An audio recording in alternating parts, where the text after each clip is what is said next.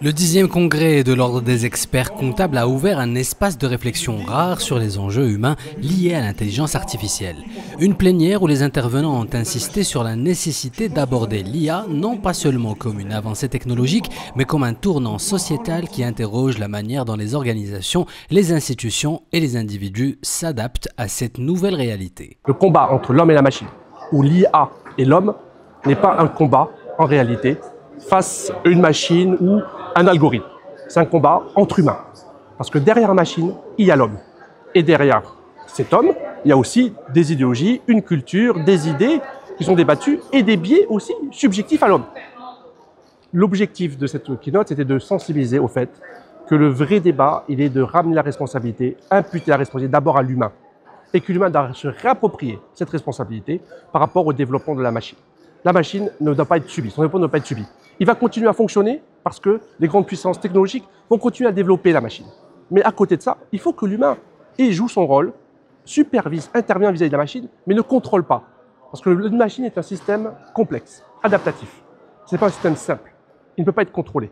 Il faut surtout le réguler, le superviser et développer un ajustement mutuel entre l'homme et la machine en permanence, en lui donnant le sens. La machine ne donnera pas son sens, c'est l'homme qui donnera son sens. C'est l'homme qui donnera son éthique, c'est l'homme qui donnera ses valeurs. Cette intervention a mis l'accent sur une dimension souvent absente des débats, la place de la responsabilité humaine dans les choix technologiques. Au-delà des performances des algorithmes, c'est la capacité collective à encadrer, orienter et comprendre les usages qui déterminera l'impact réel de l'IA sur la société. Un enjeu qui concerne autant les entreprises que les décideurs publics dans un contexte où les systèmes intelligents s'intègrent désormais à tous les niveaux de l'activité économique. Et cette dimension prend tout son sens lorsqu'on évoque les trajectoires possibles de cette transformation entre risques de dérive et opportunités de progrès. Alors il y a deux scénarios. Le premier scénario, c'est que si on s'appuie trop sur la machine, on va s'atrophier intellectuellement.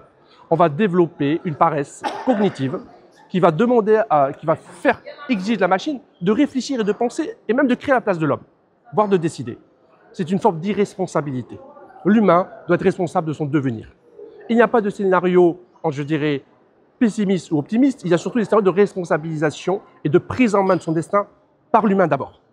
Le premier scénario, c'est l'atrophie intellectuelle, ce qu'on appelle l'idiocratie, c'est ce qu'on appelle le grand aplatissement cognitif. On s'appuie sur la machine et on n'arrive plus à réfléchir par elle-même, à avoir des idées propres à soi.